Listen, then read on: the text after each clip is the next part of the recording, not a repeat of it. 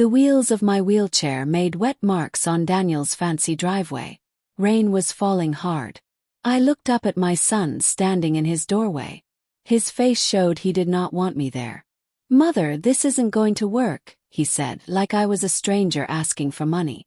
But the next day, I found Thomas's old security box key in my jewelry drawer.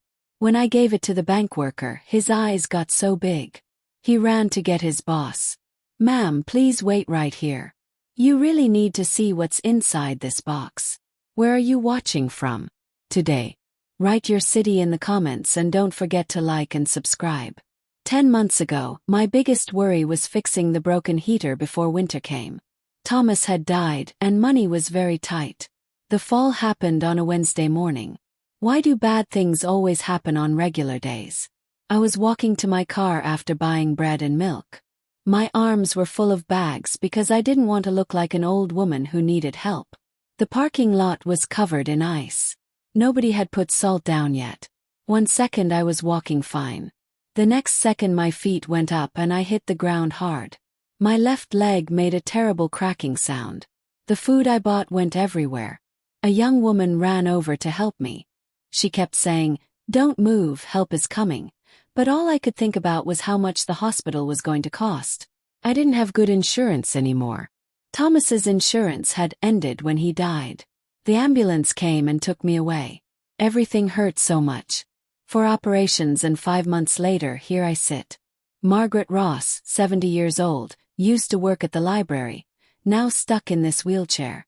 The doctors say maybe I can walk again if I do special exercises. But those exercises cost lots of money every week. Thomas left me a little bit of money, but it ran out fast paying for his funeral and the hospital bills. Our small house became like a jail. The bedroom was upstairs. The shower was upstairs. I couldn't get to anything. I had been sleeping on the couch in the living room for months. My neighbor, Mr. Chen, helped me take baths in his downstairs bathroom once a week. I felt so embarrassed every time. My son Daniel came to visit 2 times since my accident. The first time was right after I got home from the hospital. He stayed for 15 minutes. He talked about how his job was very busy and his children had many activities. The second time was last month. He brought his wife Rebecca.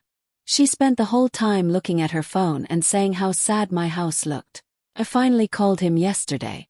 My pride was gone. "Daniel, I really need your help," I said. My voice was shaking. "I can't live here by myself anymore. What kind of help do you need, Mother?" His voice sounded like he was already planning to say no. "I need a place to stay. Just for a little while.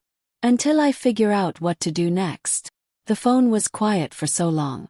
I thought maybe the call stopped working. Then Daniel said, "Mother, let me talk to Rebecca.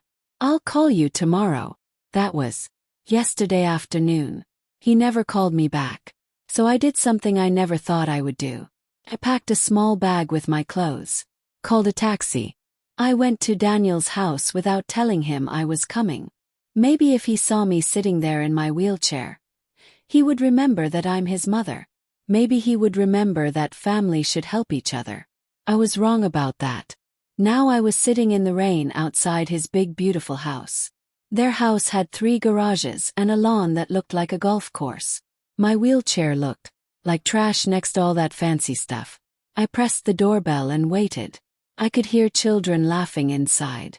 I could hear Rebecca talking about dinner. The TV was playing some show about cooking. They sounded so happy in there. Living a normal life. The kind of life I used to have before everything went wrong. Daniel opened the door. He was wearing expensive clothes that probably cost more than all my clothes put together. When he saw me sitting there in the rain, his face didn't look surprised or worried. He looked annoyed. Really annoyed. Like I was selling something he didn't want to buy. "Mother, what are you doing here?" he asked. "I came to see my family," I said. I tried to sound strong. "And to ask you for help." But I already knew from looking at his face that coming here was a big mistake. "You can't just show up like this," Daniel said. He looked back over his shoulder. I could see Rebecca standing in the hallway. Her arms were crossed. Her mouth was in a straight line. She looked mad. My grandchildren looked around the corner. They seemed confused. Rebecca quickly made them go away. I called you yesterday, I said. I was trying not to sound desperate. I left you a message about my problem. Yes, and I told you I would call back. Daniel stepped outside and closed the door behind him. Like my being there might make his house dirty or something. This isn't how we do things in this family, Mother. Family. Like helping your mother was some kind of business meeting that needed to be planned weeks ahead. I can't live in my house anymore, Daniel. Everything is upstairs and can't use stairs. I need somewhere to stay. And you'll get help, he said. His voice sounded like he was talking to a child. But showing up here without asking first isn't right. Rebecca has dinner cooking. The kids have homework to do. We have our routine. A routine that had no room for his mother who needed help. I'm not trying to mess up your routine. I just need a bed to sleep in. Maybe for 1 week or 2 weeks. That's all. Daniel's face got tight. Mother, you know how Rebecca feels about surprise visitors. She doesn't like changes to our schedule. Changes to the schedule. That's what I was now. Not his mother who raised him and worked extra jobs to pay for his college. Just a problem that messed up their perfect schedule. I helped you buy this house, I said quietly. The words came out before I could stop them. I sounded so desperate. That was different, he said fast. That was a loan. We paid you back. $30,000 we gave them for the house. Thomas took money out of his retirement account early. He had to pay penalties to the government. We did it because Daniel needed help. They paid us back exactly $5,000. Then they stopped paying and never talked about it again. Of course you did, I said. What else could I say? Sitting there arguing about money wasn't going to help anything. The door opened again. Rebecca came out. Her hair was perfect. Her clothes were perfect. She made me feel very aware that I was wearing old sweatpants and a shirt with a stain on it. Margaret, she said with a big fake smile. What a surprise to see you here. Hello, Rebecca. Daniel tells me you're having some problems with where you live. Problems? Like being disabled and having no money was just a small inconvenience. Like a dripping faucet or a squeaky door. I was hoping I could stay here for a few days. While I figure things out. Rebecca's smile stayed on her face but her eyes got cold. Oh, sweetie, I wish we could help. But you know how crazy it is with the children. Soccer games, music lessons, family stuff. We barely have time to breathe. Family stuff. I wondered if she knew. How funny that was. Also, she kept talking, our extra bedroom is being fixed right now. It's been a mess for months. You know how people who fix houses are. They take forever. I looked up at their huge house. All those windows. All those rooms. I knew she was lying.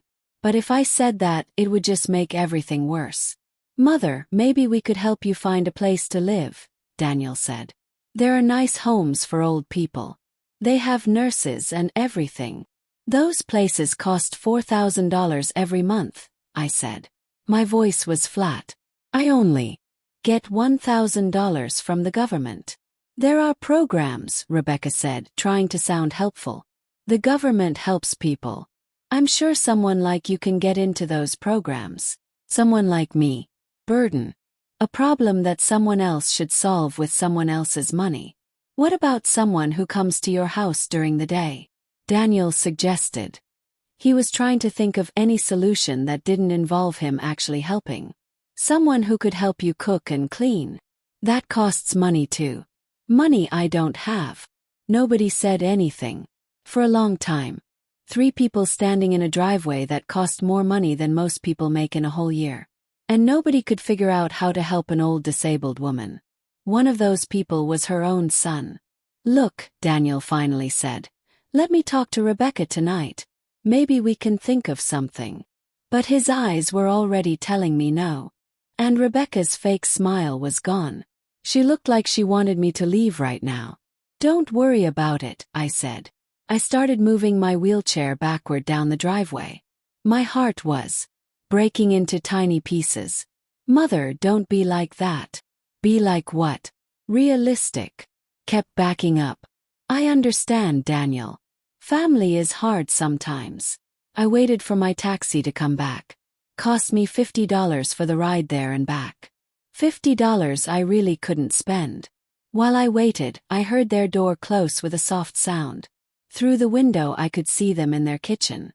Rebecca was moving her hands a lot, talking fast. Daniel was nodding his head. They were probably talking about their Margaret problem, and how to make it go away without anyone getting upset. The taxi driver was a nice man from Mexico. He helped me with my bag. He didn't ask questions when I told him to take me home. On the ride back, I looked out at all the neighborhoods. Families were eating dinner together. Families were happy. I wondered when I became the type of person that nobody wanted around. That night I laid on my couch staring at the ceiling. I understood something that should have been obvious before. I was completely and totally alone. The next morning I woke up, thinking very clearly. Hitting rock bottom does that sometimes. Your brain gets clear when everything is terrible. My leg hurt. My feelings were hurt. My bank account had $312 in it. But my mind was working better than it had in months. I rolled my wheelchair into Thomas's old office. I hadn't really been in there since his funeral 4 years ago. His desk still had his glasses on it. There was a coffee cup with a brown ring at the bottom. Piles of papers were everywhere. He never had time to organize them before. He got sick. Thomas was very neat about some things and very messy about other things. His way of organizing was to shove important papers into whatever drawer was closest. I started with the top drawer. I told myself I was finally going to clean up his stuff properly. I found tax papers from 2020. Instructions for a blender we threw away 3 years ago. Receipts from restaurants for some reason. That was so like Thomas. Smart about big things, hopeless about small things. The middle drawer had more of the same. Old checkbooks that didn't work anymore. Coupons that expired years ago. Pens that probably hadn't written anything since the 1990s. But way in the back, hidden behind a folder full of doctor bills, I found something strange. A small silver key. It was attached to a piece of paper. The paper said, First Community Bank. Security Box 847. Only for emergencies, Thar. Only for emergencies. I stared at those words for a long time. If being disabled and broke and homeless wasn't an emergency, then what was? Thomas and I had used the same bank for 40 years. Sunset Valley Bank. We had our checking account there. We got our car loan there. Everything went through a nice lady named Patricia who always remembered our names. I had never heard of First Community Bank. Thomas never mentioned it. Not once in 45 years of being married. I looked at the key again. It was small and silver and had numbers on it. What kind of security box needed to be only for emergencies? And why did Thomas hide it like some kind of secret? The smart thing would have been to call the bank first, make an appointment, ask questions on the phone like a normal person. But after yesterday's embarrassment at Daniel's house, I didn't feel like being normal anymore. I called a taxi and went to the bank. First Community Bank was in the tall new building downtown. The kind of building with marble floors and security guards who looked like they worked for the president. The list in the lobby showed important businesses. Law offices with long fancy names. Investment companies. Places where rich people solved problems by signing expensive papers. I took the elevator to the 8th floor. It was the quietest elevator I ever rode in. No music playing. No ads on screens. Just shiny gold walls and the smell of money. When the doors opened, I was in a waiting area that looked like a fancy hotel. Expensive furniture. Real paintings on the walls. A lady at the front desk who looked both friendly and scary at the same time.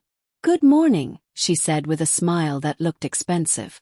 "How can I help you today?" Held the key.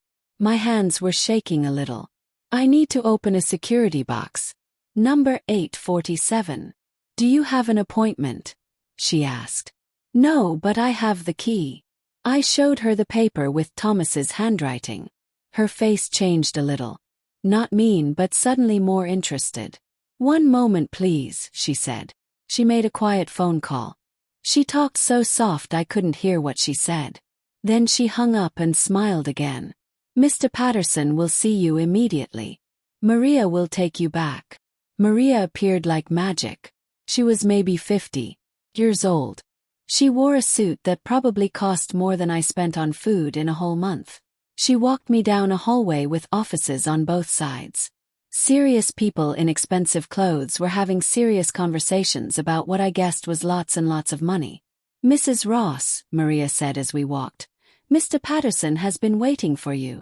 Waiting for me. I didn't even know this place existed until this morning. We stopped at an office at the end of the hall. It had huge windows that showed the whole city. Behind a desk that was bigger than my couch sat a man who looked about 65 years old. He had white hair and the kind of calm face that said he had seen everything and nothing surprised him anymore. "Mrs. Ross," he said. He stood up so fast his chair rolled backwards and hit the wall. Please sit down. Can I get you anything? Water? Coffee?" He sounded urgent, like he'd been waiting for this moment and couldn't believe it was really happening. "I'm okay, thank you." I moved my wheelchair up to his desk, pulled out the key. "I found this in my husband's things. He died 4 years ago." Mr. Patterson took the key and the paper. He looked at them for a minute. Then he looked at me with a face I couldn't read. "Mrs. Ross, before we open the box, I need to check who you are. It's the rules for boxes like this." Boxes like this? What kind of box had special rules? I gave him my driver's license and my social security card. He looked at them very carefully. He made copies. Then he sat back in his chair and looked at me like he was seeing something amazing. "Mrs. Ross," he said. His voice was very controlled. "You need to see what's in this box."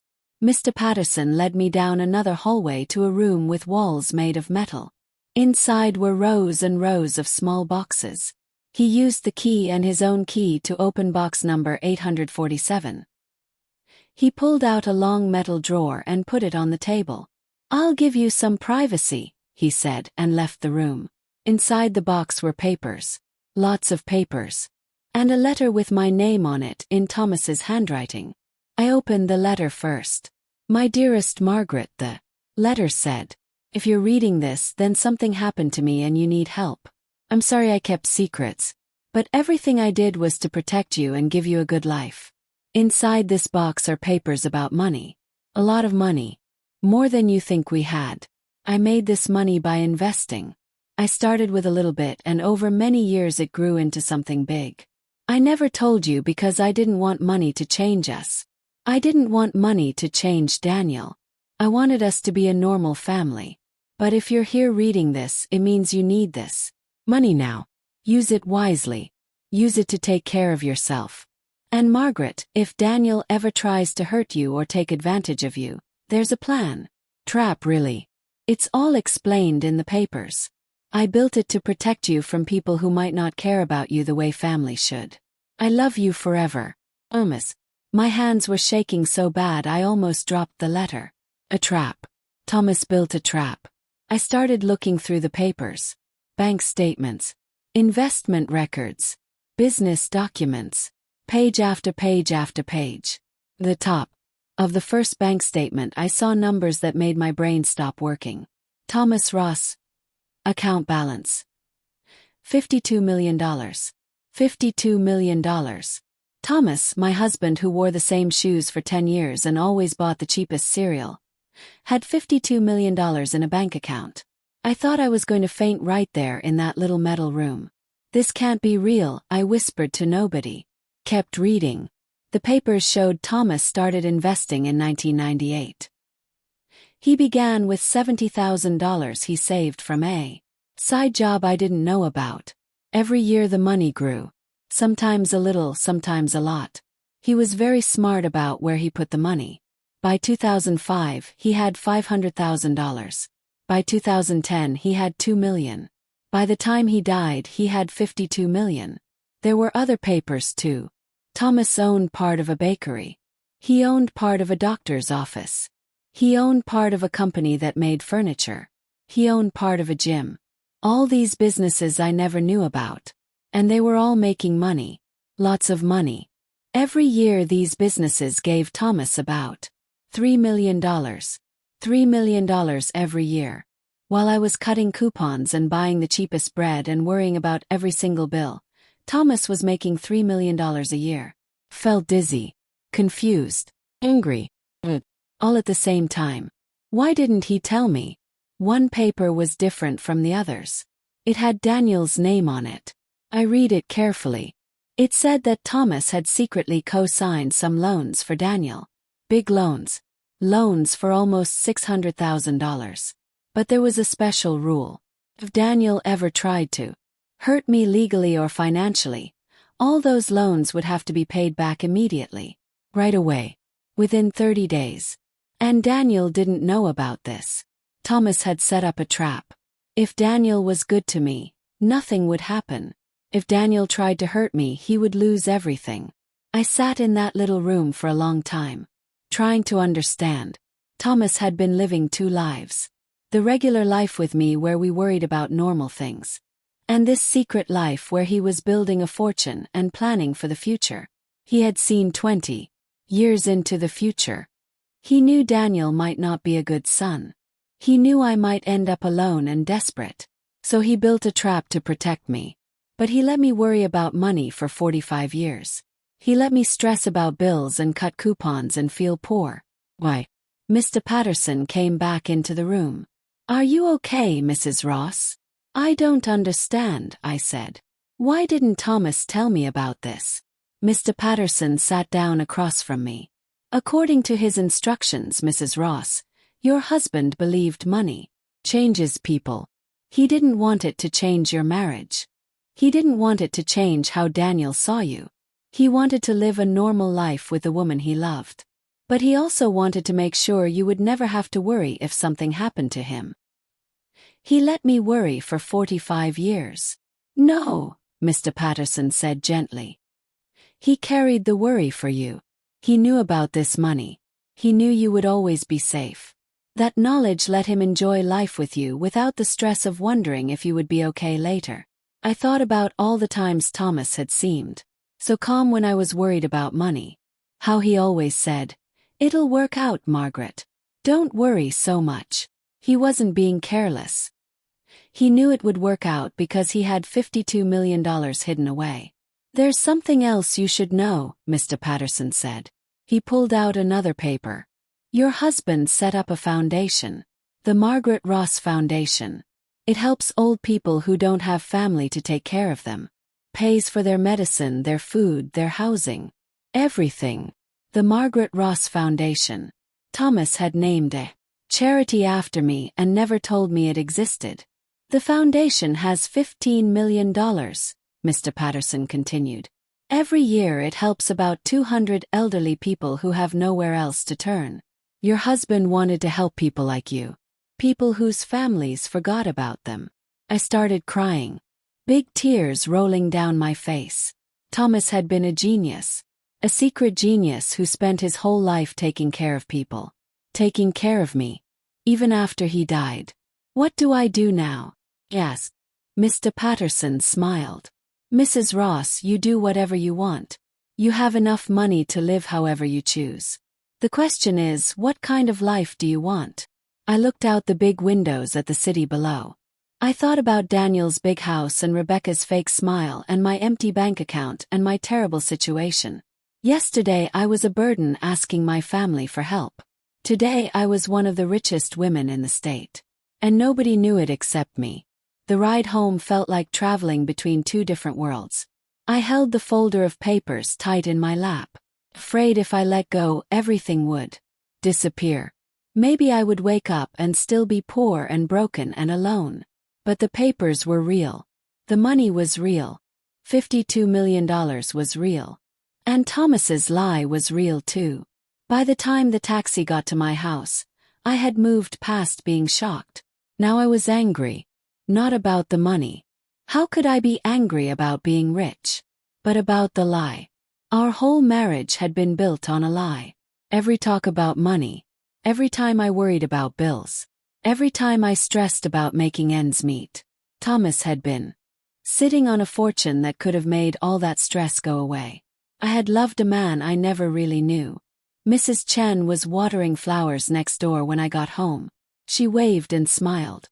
She probably wondered why I looked so happy after yesterday's disaster with Daniel. If only she knew. Inside I spread all the papers on my kitchen table. I read everything again. Really read it this time. Thomas's secret life was bigger than I thought. Not just money in a bank, but actual businesses. Real companies doing real things. Doctor's office called Ross Family Health. Gave free medicine to poor people. A bakery called Margaret's Kitchen. It made cheap bread and cakes for working families. Margaret's Kitchen. Thomas had named a bakery after me and never told me. I found my old computer and looked up these businesses online. Ross Family Health was doing great. It helped hundreds of poor families every month with free doctor visits. Margaret's Kitchen had 23 stores across 3 states. They were famous for good food at low prices. While I had been struggling to pay for my own medicine, there was a doctor's office with my husband's name giving away free medicine to people just like me. The irony hurt so much. My phone rang. Made me jump. Daniel's name showed on the screen. "Hello, Daniel. Mother Rebecca and I talked last night." His voice had that careful sound again, like he practiced what to say. "We want to help. But we need to be realistic." "Of course," I said.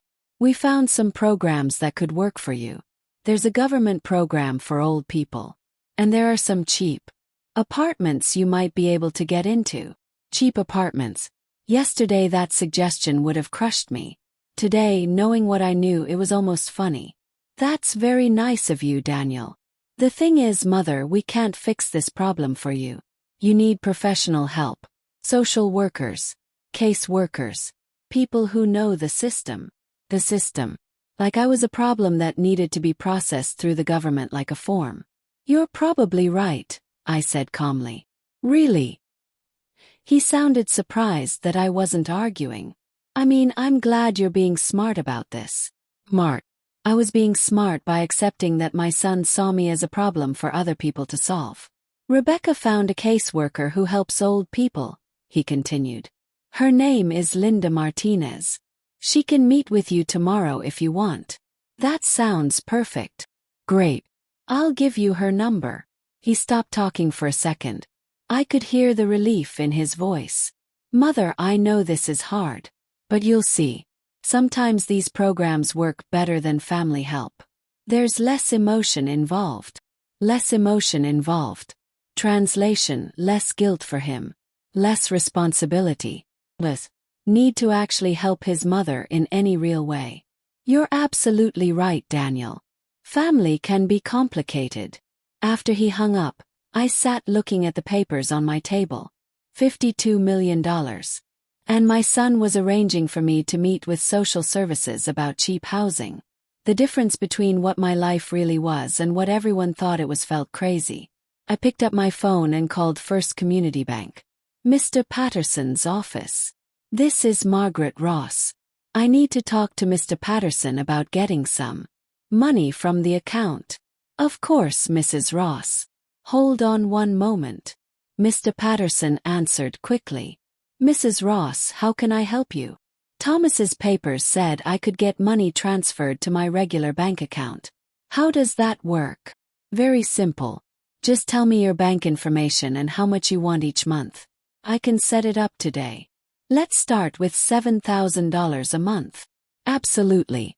That will be ready by tomorrow morning." "And Mrs. Ross?" "Yes. Your husband would be very proud of you. He always said you were stronger than you knew." That evening I ordered pizza from the most expensive Italian restaurant in town. I ate it while reading through Thomas's papers again. Pizza never tasted so good when you knew you could eat it every single night for the rest of your life and barely touch your bank account. My phone buzzed with a text from Rebecca. "Margaret, just wanted to remind you about tomorrow's meeting with Linda Martinez. She'll be at your house at 3 o'clock to talk about your options." So glad we could connect you with good resources. Good resources. Like I was a community problem that needed professionals instead of family. I typed back, "Thank you so much. This is exactly what I needed." And it was what I needed. Not the meeting with the caseworker, but the clear understanding of how my family really saw me. Or, helpless. Someone else's responsibility. Tomorrow Linda Martinez would come to look at my situation. She would see a woman in a wheelchair living alone with no money and no family support. What she wouldn't see, what nobody would know unless I told them, was that the woman she was helping was worth $52 million. But first I had some learning to do. Because if Thomas had taught me anything, it was that knowledge is power. And after 45 years of marriage to a man I never really knew, I was ready to learn who my husband really was. And maybe figure out who I was going to be now. Linda Martinez arrived exactly at 3 o'clock. She was carrying a briefcase full of forms. She was younger than I expected. Maybe 40 years old. She had brown hair and clothes that looked professional but not too fancy. "Mrs. Ross, it's so nice to meet you. Your son said wonderful things about you when he called." I bet he did. Probably told her I was a sweet old lady who just needed some guidance. "Please sit down. Do you want some tea?" "That would be lovely. Thank you." I rolled into the kitchen. I was glad I had hidden all of Thomas's papers in his office before Linda came. The kitchen looked exactly like she would expect. Old refrigerator. Some dirty dishes in the sink. The general look of someone barely getting by. "Your son told me you've been having some problems since your accident," Linda said as I brought tea in my second best cups. The good china was still packed away from when Thomas died. What was the point of using nice dishes when you ate alone? "The house isn't good for wheelchairs," I admitted. "And the hospital bills have been really hard." Linda nodded like she understood. She pulled papers from her briefcase. "That's very common, unfortunately. The good news is there are programs designed exactly for situations like yours. Situations like mine. If only she knew. I looked at your information and I think you would be perfect for the state senior housing program. It's a wonderful program." "That sounds interesting," I said, playing my part as a grateful old woman. "The apartments are actually quite nice. All on the first floor. Special showers you can roll into. Rails on the walls. Emergency buttons. And the best part is rent is based on how much money you make. You would pay about 30% of your government check. About $300 a month. Yesterday that would have sounded like being saved. Today it sounded like exactly where Daniel expected me to end up. "There is a waiting list though," Linda continued. "But I have some connections. I think I could get you moved up the list because of your situation." "How long would it take?" "If everything goes smoothly, maybe 2 months. 2 months of Daniel feeling like he solved the Margaret problem without actually doing anything. 2 months of him telling people how he found good resources for his mother." "That's very helpful," I said. "What else should I know?" Linda explained the whole process. Forms to fill out. Papers to prove how much money I made. Different services available to people who lived there. She was really enthusiastic about the program. I actually liked her even though the situation was weird. "There's also a great senior center right next to the building," she said. "Activities, free meals, bus rides. You'd have a real community there. A community of other old people whose families decided they needed resources instead of actual help." The thought made me sad. "Mrs. Ross, can I ask you something personal?" "Sure. Your son seems worried about you, but he also seems kind of distant. Is everything okay between you two?" I looked at Linda's face. She had obviously dealt with enough family problems to recognize when relatives cared more about looking helpful than actually helping. "Daniel has his own family to think about," I said carefully. "I understand I can't be his first priority. But you're still his mother." "Yes. But being someone's mother doesn't mean they have to love you back, does it?" Linda's face got soft. "No, it doesn't. And I'm sorry if that's what you're experiencing." For a second I almost told her everything. About yesterday's embarrassment. About Daniel's cold rejection. About how it felt when your own child saw you as a burden. But Linda was here to solve problems, not be my therapist. The housing program sounds perfect, I said instead. What do I need to do? We spent the next hour filling out forms. Linda was patient and kind. She explained every section. She made sure I understood everything. By the time she left, I had a complete application and knew exactly what would happen next. Mrs. Ross, she said as she packed up her briefcase, I want you to know this doesn't have to be the end of your independence. Senior housing has people in their 80s and 90s living full, active lives. This could be a new beginning, not just a solution to a problem. A new beginning. Linda had no idea how right she was. Just not the way she thought. After she left, I sat in my kitchen staring at the application forms, thinking about Thomas's secret empire. Somewhere in this state there was a doctor's office named after our family giving free healthcare to poor people. Somewhere else there were bakeries named after me serving cheap food to working families. Thomas had been quietly building a legacy of helping people. I never knew anything about it. He saw problems in the world and used his money to fix them. No bragging. No awards. No recognition. Not even telling me.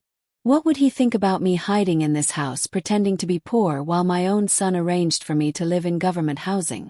I rolled back to Thomas's office and pulled out his papers again.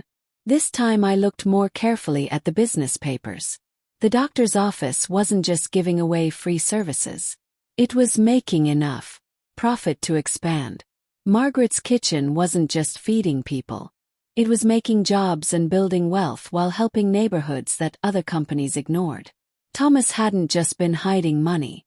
He had been building something meaningful. Something that mattered. My phone buzzed with a text from Daniel. How did the meeting go with Linda? Rebecca and I are hoping she found some good options for you. I stared at the message for a long time. Then I typed back. Linda was wonderful. She found exactly what I need. Which was true. Just not in the way Daniel would think. What I needed wasn't government housing or social services or my son's reluctant help. What I needed was to understand what Thomas had been doing with his secret fortune. And maybe figure out how to continue his work. But first I needed to understand why he kept it secret from me for 45 years. And I had a feeling that understanding that would change everything. The next morning brought a surprise visitor. I was reading Thomas's business papers when the doorbell rang at 10 o'clock. Through the window I could see. Black car in my driveway. A woman in an expensive suit was standing on my porch. Mrs. Ross, I'm Catherine Blake from Sterling Law Group. I represent several of your late husband's business interests. Catherine Blake looked like money. The kind of quiet elegance that comes from custom-made clothes and confidence. Her gray hair was perfectly styled. Her briefcase probably cost more than my monthly government check. I'm sorry, but I don't understand. What business interests? May I come in? This is something we should discuss privately. Led her to the living room. Curious and a little bit nervous. Catherine sat in Thomas's old chair like she was used to being the smartest person in every room. Mrs. Ross, I've been your husband's lawyer for 12 years. He hired me to handle the legal parts of his investment activities. And to make sure everything was set up right for after he died. Setting things up. Thomas was very concerned about what would happen to his businesses after he died. He wanted to make sure they kept helping people. And he wanted to make sure you were protected. Catherine opened her briefcase and pulled out a folder so thick it looked like a book. Are you familiar with the Thomas Ross Foundation? No. Your husband started it 9 years ago. It's a private foundation that helps communities. It pays for health programs, food programs, and emergency help for families in trouble. Thomas had created a foundation and never told me. The surprises just kept coming. The foundation has about $18 million right now. Every year it gives away about $1 million in help. $1 million a year in charity. And I had been worrying about buying the cheapest bread. Mrs. Ross, according to Thomas's instructions, you are now the only person in charge of the foundation. But there's something else you need to know. Catherine's face got more serious. Your husband was very specific about when I should contact you. I was only supposed to come if certain things happened. What things? Financial problems, family abandonment, or evidence that relatives were trying to take advantage of you. There was that phrase again. Family abandonment. Thomas had somehow known that Daniel would fail me when I needed help. Thomas hired a private investigator to check on you after he died, Catherine continued. Nothing creepy. Just monthly check-ins to make sure you were being taken care of properly. Someone's been watching me. More like watching out for you. The investigator reports to my office every month. When you showed up at your son's house 2 days ago asking for help and got turned away, that triggered the plan Thomas made. My husband had been protecting me from beyond the grave. I never even knew I needed protection. There's more, Catherine said. She pulled out more papers. Thomas was quite worried about your son's character. What do you mean? Daniel has some serious money problems, Mrs. Ross. Gambling debts mostly. Our investigator has been tracking his activities for 2 years. The world started spinning. Gambling debts. About $600,000 to different people. Some of them not very patient about getting paid back. Your son has been managing his money crisis by borrowing against his house and taking money out of his retirement accounts. Daniel's perfect life was built on debt and lies. No wonder he couldn't help me. He was drowning himself. But there's something else you need to know, Catherine continued. 3 weeks ago, Daniel contacted several lawyers asking about procedures for elderly people. My blood went cold. What kind of procedures? The process for having an old relative declared mentally unfit, so their money can be managed by a family member. The room started spinning. Daniel hadn't been avoiding me because I was inconvenient. He had been planning to have me declared crazy so he could control whatever money he thought I had. Of course he doesn't know about Thomas's real estate, Catherine said. He thinks you might have some small savings and maybe a little insurance money.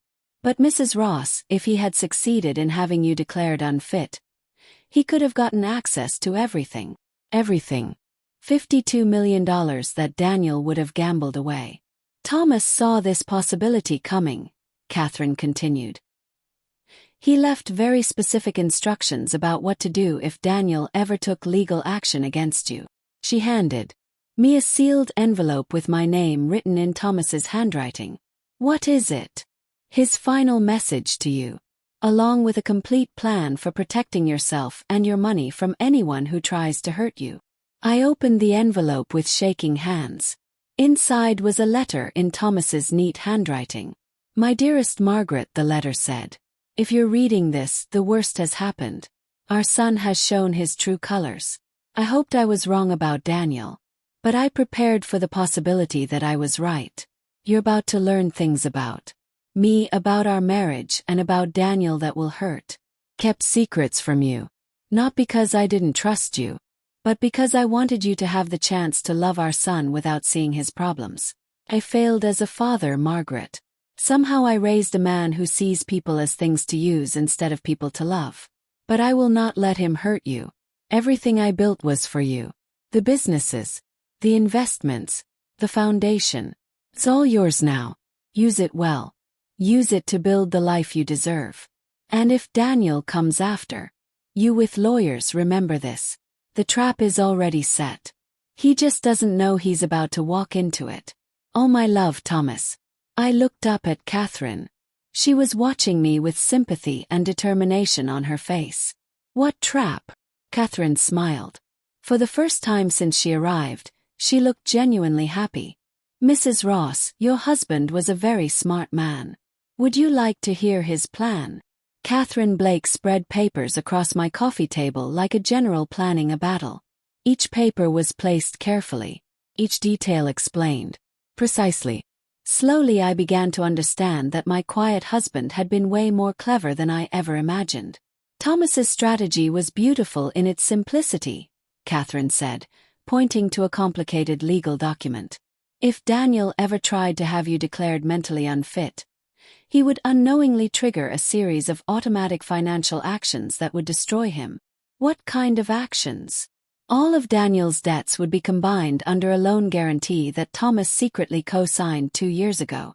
The moment any legal challenge to your mental fitness is filed, that guarantee becomes payable immediately. I stared at the paper. Thomas guaranteed Daniel's debts without telling him. $630,000 plus interest and fees. The people Daniel owes money to have been patient because they know Thomas's estate is backing the debt. But if Daniel moves against you legally, they'll demand full payment within 20 days. The beauty of it took my breath away. Thomas had given Daniel enough rope to hang himself, then waited to see if he would use it. But that's not all, Catherine continued, sliding another paper toward me. Daniel's mortgage, his car loans, and his business line of credit are all tied to banks that Thomas invested in. If the debt guarantee is triggered, all those loans become immediately payable. Meaning Daniel would lose everything. His house, his cars, his business. Unless he could come up with about $1 million in cash within 20 days. $1 million. The same amount the Thomas Ross Foundation gave away every year to help families in crisis. Thomas had made sure Daniel would learn exactly what that kind of money disaster felt like. How is this even possible? How could Thomas arrange all this without Daniel knowing? Catherine smiled grimly. Your husband was a financial genius, Mrs. Ross. He understood that people like Daniel never read the small print. They just focus on getting what they want. Every loan Daniel took out, every credit line he opened, Thomas quietly influenced the terms through his business connections. And if Daniel doesn't challenge my mental fitness, then nothing happens. He continues making his payments, struggling with his debts, but keeping his house and his lifestyle. Thomas gave him a choice. Leave you alone and keep what he has, or come after you and lose everything. I thought about Daniel's perfect house. Every expensive thing in that house was built on a foundation that Thomas could destroy with one legal filing. There's something else, Catherine said, pulling out a final paper. If Daniel does trigger the debt consolidation, there's a way for you to buy his house at a fair price. If you want it. Why would I want Daniel's house? You wouldn't want the house, Mrs. Ross. You might want the satisfaction of evicting the son who abandoned his disabled mother, then offering to let him rent it back from you at normal rates. The mean part of me, a part one didn't know existed until this week, found that idea very satisfying. Thomas thought of everything, didn't he? He spent 2 years planning this. Every angle, every possibility, every scenario. He loved you enough to become someone you wouldn't recognize to protect you from someone you spent your life protecting. We sat quietly while I absorbed how big Thomas's strategy really was.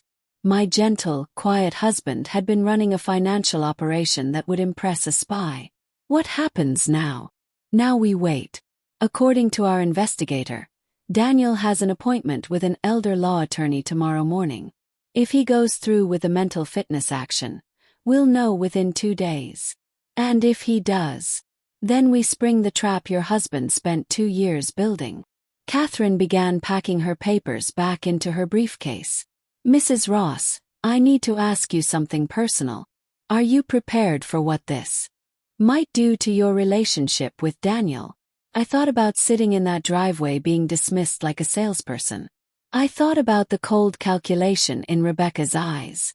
The way Daniel looked at me like I was a problem to be managed.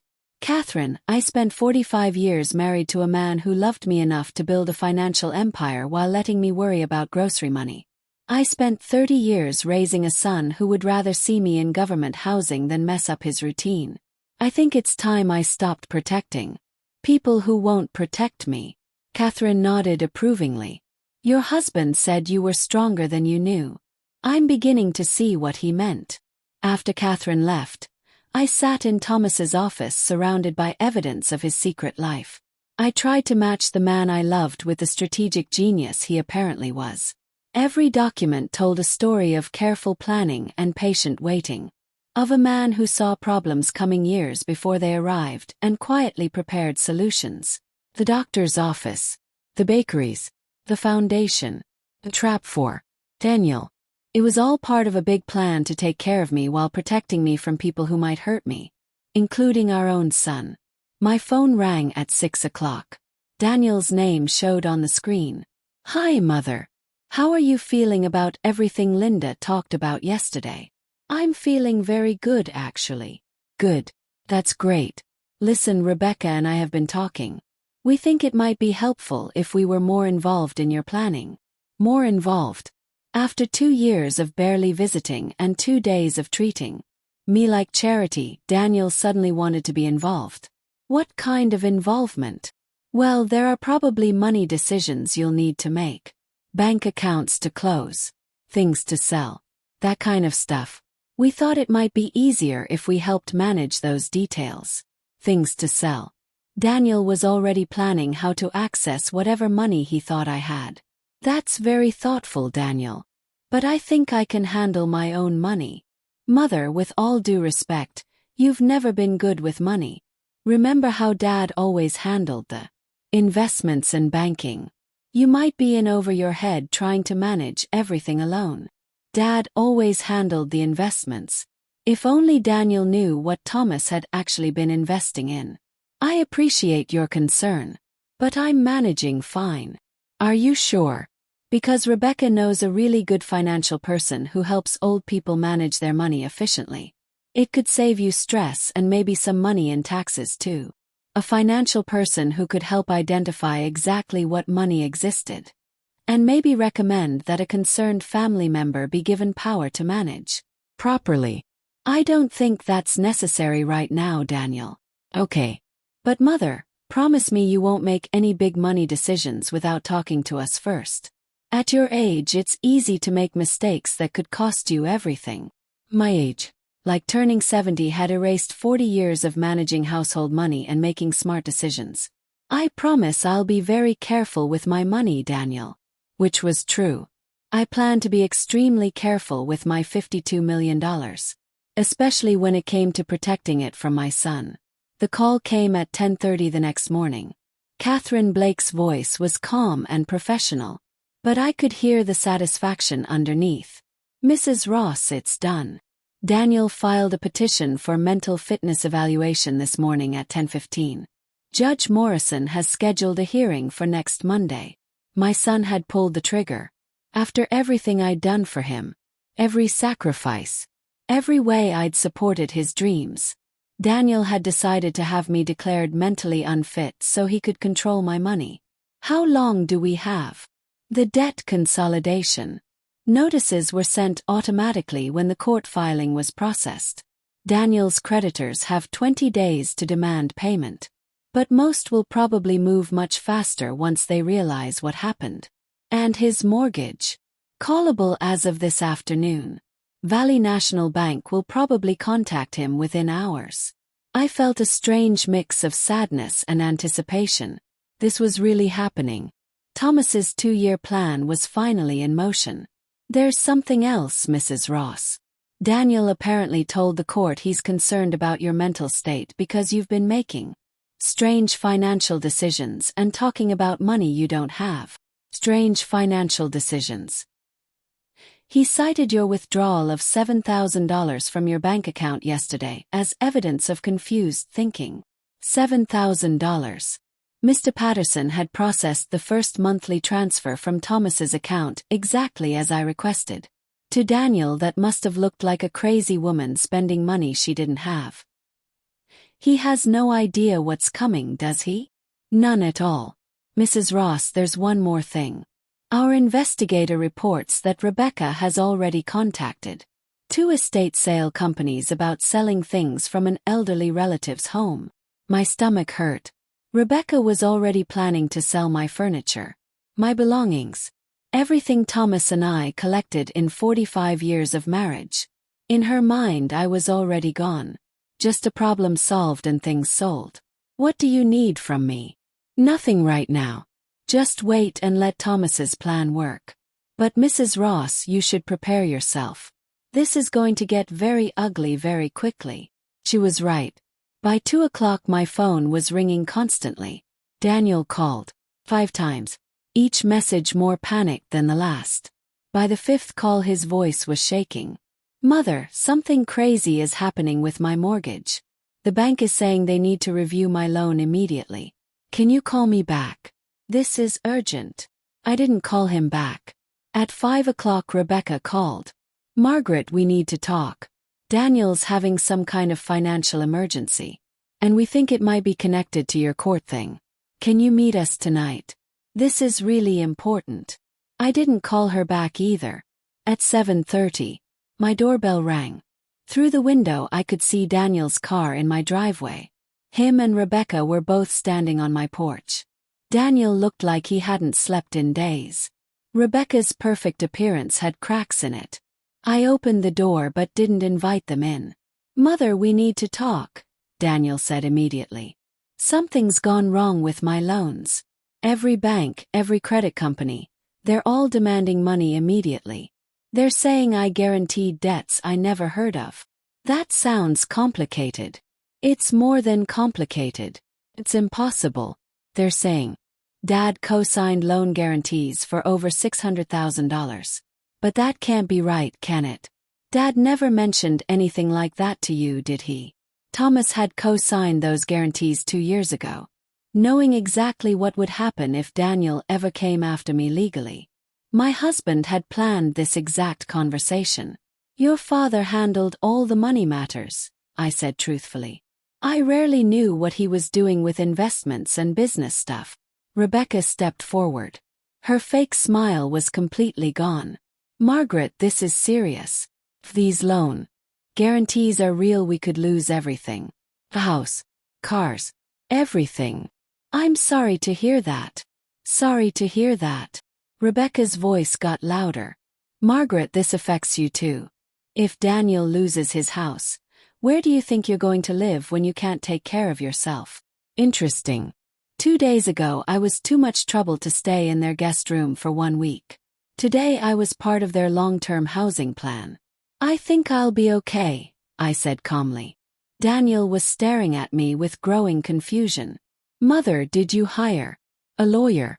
Because someone filed papers against my petition. And they seem to know a lot about my personal finances. I'm represented by Sterling Law Group. Sterling Law Group. Mother, those people charge $800 an hour. How are you paying for that kind of lawyer? $800 an hour sounded reasonable for protecting $52 million. Daniel had no idea he was asking exactly the wrong questions. I'm managing my business just fine, Daniel. Rebecca's patience finally broke. This is ridiculous, Margaret. Whatever games you're playing need to stop. Right now. Daniel was trying to help you. And somehow that triggered some kind of financial nightmare. You need to fix this. I need to fix this. Yes, call your lawyer. Take back whatever papers you filed. And let's work together to solve this like adults. Like adults. As if Daniel trying to have me declared mentally unfit was the mature, responsible way to handle family problems. I don't think that's going to happen. Daniel was starting to realize something fundamental had changed between us. Mother, are you saying you won't help me with this loan thing? I'm saying you should have thought about consequences before you decided to have your disabled mother declared mentally unfit so you could get to her bank accounts. The words hung in the air like poison. Both Daniel and Rebecca stared at me in shock. Probably because they'd never heard me speak so directly about anything. That's not what this was about, Daniel said weakly. Really? Then what was it about? It was about protecting you from making bad financial decisions. You're vulnerable, Mother. People could take advantage of you. People could take advantage of me. The irony was so thick I almost laughed. You're right, Daniel. People could definitely take advantage of a disabled old woman. It's good your father planned ahead for that possibility. Rebecca was looking between us with growing alarm. What do you mean planned ahead? I smiled at her. The kind of smile I'd learned from watching her use on me. I mean, my husband was a very smart man who understood exactly what kind of person our son really is. And for the first time in 3 days I closed the door on their shocked faces, left them standing on my porch. Tomorrow they would learn exactly how smart Thomas had been. The next morning brought the most satisfying phone call of my life. Catherine Blake sounded positively delighted. "Mrs. Ross, I have wonderful news. Valley National Bank moved to foreclose on Daniel's mortgage at 9 o'clock this morning. His car loans are being called immediately. And the gambling debt consolidation notices went out to all creditors last night. How much time does he have? 15 days to bring all accounts current or face immediate property seizure. The total amount is about $1,050,000. $1,050,000 that Daniel didn't have and couldn't possibly get in 15 days. Thomas's trap had been sprung, and it was working exactly as designed. There's more," Catherine continued. "Daniel's attorney withdrew from his mental fitness case this morning after discovering the financial conflict. Apparently trying to have someone declared mentally unfit while owing them almost $1 million creates some serious ethical problems. And the hearing postponed indefinitely while the court sorts out the financial mess. Mrs. Ross, your son's legal case just collapsed completely." I felt a satisfaction so deep it was almost spiritual. Daniel had tried to steal my independence and dignity. Instead he'd lost everything. My doorbell rang at 11 o'clock. This time only Daniel stood on my porch. He looked like he'd aged 15 years overnight. His expensive clothes couldn't hide that he was a man who just realized he'd made a terrible mistake. "Mother, please. Can we talk?" I opened the door and let him in, curious to hear what he would say now that his world was falling apart. "I know you're angry," he began. He sat on my couch like a man trying not to disturb a bomb. "And maybe you have a right to be. But Mother, I'm losing everything. My house, my business, everything I worked for my whole life. That must be scary." "It is. And the worst part is I can't figure out how Dad knew to set up all these financial things. Did he predict this somehow? Did he know you would try to have me declared mentally unfit so you could steal my money?" Daniel flinched. "It wasn't about stealing.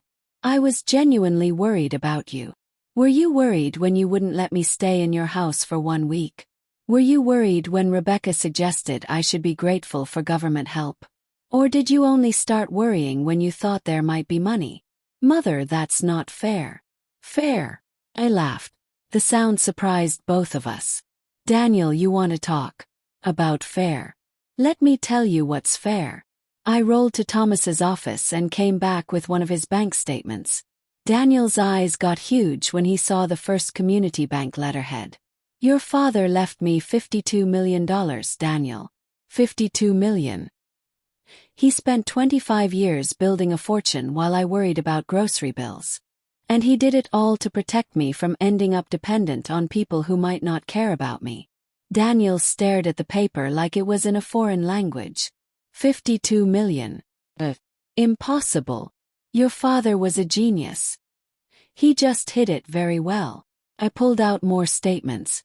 More proof of Thomas's secret empire. "He also left me control of a health foundation, bakery chains, and different business partnerships worth millions more. Mother, I had no idea. If I'd known." "If you'd known what? You would have been nice to me. You would have let me stay in your guest room. You would have treated me like family instead of a burden." Daniel's face was white. "You don't understand the pressure I've been under. Gambling debts, the financial problems. I was desperate. So you decided to solve your money problems by stealing from your disabled mother." "I wasn't trying to steal from you. I thought you might have a small insurance payout or some savings you weren't managing right. I was trying to protect you from mistakes. By having me declared mentally unfit?" "Yes, well, I don't know anymore." Daniel put his head in his hands. "Mother, I'm sorry. I know I messed up. But please, you have to help me. I'm going to lose everything." I looked at my This man I'd raised and loved and supported and sacrificed for. And felt absolutely nothing. No anger. No sadness. No motherly instinct to protect him from his own actions. Just a calm, clear understanding of who he really was. Daniel, your father spent 2 years setting this up. Every debt guarantee. Every loan term. Every financial arrangement was designed to give you a choice. Treat me with respect and keep what you have. Or come after me legally and lose everything. But I didn't know that. You didn't need to know that. All you needed to do was be a decent son to your mother. That was the only thing required. Daniel was crying now. Desperate tears of a man watching his life fall apart. Mother, please. I'll do anything. I'll take care of you. I'll move you into our house. I'll be the son you deserve. Just help me fix this. Do you know what I'm going to do with your father's money, Daniel? He looked up hopefully. I'm going to expand the health foundation. I'm going to open more bakeries that serve cheap food to working families. I'm going to help people who are struggling the way I was struggling. People whose families abandoned them the way you abandoned me. But what about me? What about you? I'm your son. I'm your family. I rolled closer to him and looked right into his eyes. Daniel, 2 days ago I was your family when I needed help. But today when you need help, I've learned something important from your example. What's that? Family is complicated. I called Catherine Blake that afternoon. I told her to go ahead with the foreclosure and property seizure. I also asked her to arrange for me to buy Daniel's house at a fair price. Not because I wanted it, but because Thomas's plan included one final twist. 1 week later I had the locks changed. I arranged for Daniel and Rebecca's things to be moved to a storage unit. I hired Linda Martinez, the caseworker who tried to help me find government housing, to convert the house into temporary housing for old people who'd been abandoned by their families. The irony was perfect. Daniel's dream house would become a safe place for elderly people whose children decided they needed resources instead of family support. 6 months later I sat in my new office at the Thomas Ross Foundation. I was reviewing applications for help and planning to expand Margaret's Kitchen bakeries. The foundation now gave emergency help to families in trouble, paid for free medical care for old people, and it ran 4 temporary housing places for elderly people abandoned by their families. My phone buzzed with a text from Daniel. He'd been sending messages for months, sometimes apologizing, sometimes demanding, sometimes desperately begging for money. This one said, "Mother, Rebecca left me. I'm living in a tiny apartment, working 2 jobs to pay minimum payments on my debts. I know I made mistakes, but I'm your son. Please call me back." I deleted the message without reading it all, just like I deleted all the others. Because the truth was I'd learned something big about the difference between being someone's mother and being their family. Being someone's mother was an accident of biology. Being their family required love, respect, and caring for each other. Daniel had been my son for 40 years. But he'd never really been my family. And now, surrounded by people who helped old people discarded by their relatives, I'd finally found the family I deserved. The family Thomas had spent 2 years planning for me to find. Thomas always said I was stronger than I knew. It just took losing everything to discover he was. But thanks for watching Granny's Voice. Don't forget to subscribe. And feel free to share your story in the comments. Your voice matters.